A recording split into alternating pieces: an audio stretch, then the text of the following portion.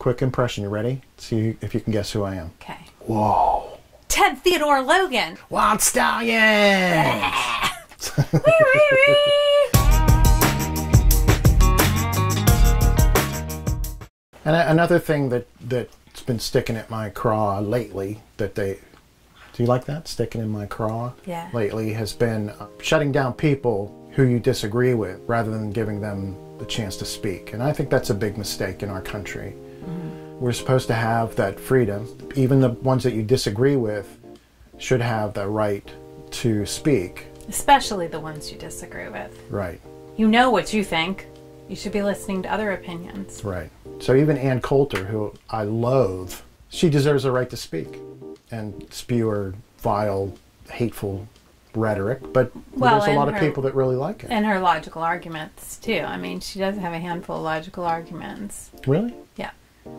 I've never heard one. All I hear is just her being nasty. Yeah, people turn things off. That's the problem. That's the problem. People turn things off. Because, like, as soon as somebody gets out there and starts talking, like Ben Shapiro is a great example. He goes out there and he starts saying about you liberal snowflakes. And as soon as you say that, like, everybody's like, click. But he's incredibly intelligent. He has a lot of good arguments to make.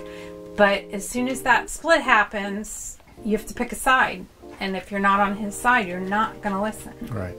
But I don't think he's interested in bringing the other side in. No, he is actually. It seems that if you're going to use terms like liberal snowflake, yeah, it's like when Hillary Clinton said a basket of deplorables. Right. It she was just wasn't like so ridiculous. That was just a stupid, terrible thing to say. Right. Because there are people that she turned off. Right. And decided to vote for Trump because of that.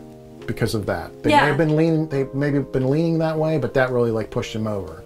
And that's just so rife now. The people just start yelling and cussing, and it's like you can't have a intellectual conversation about something without somebody calling you a pussy or a libtard or conservative or I never heard that one.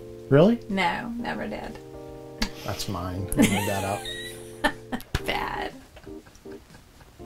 But I've never used it. This is the first time I've ever used it. On your wife. Good one. I didn't call you that. Word like that. Right. Something like that. It's very interesting. I want to learn more about the people that were in this documentary and see what they're about. But they went through a whole myriad of issues, too. It was like parental rights. That was a big one. Yeah. It was huge. Divorce. Yeah. As far as divorces go. The wife is generally assumed to be the better caregiver, and she's the one that's given the children. She talked to a number of feminists as well. So I thought it was a pretty balanced documentary. Yeah. What do you think? I wouldn't call it balanced, because I think it was definitely slanted towards the male side. But I think it was fair.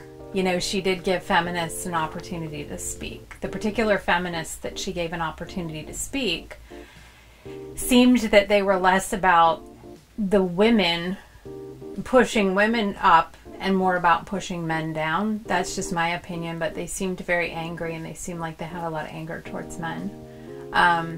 To me, the feminist interviews made her case.